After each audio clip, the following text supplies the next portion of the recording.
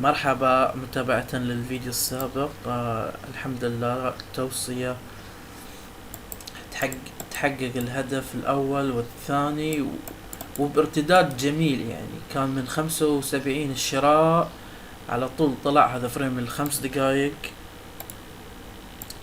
وهذه التوصية شراء الباوند 75 جاب 205، جاب 235. الاسلوب على الدخول وننتظر، او الاسلوب على الربح، او بالاحرى يعني جنينا ربح وننتظر 270.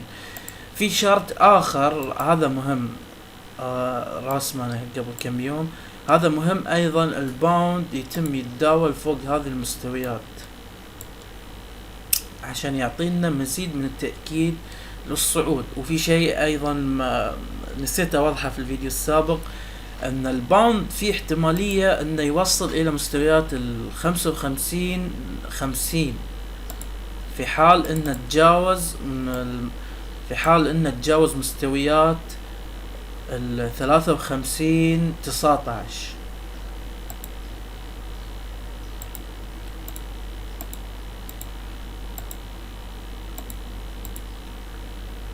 اوكي، الباوند في احتمال انه يوصل مستويات، يعني الدبل توب هني هذه المستويات 540، او خلينا نقول 550.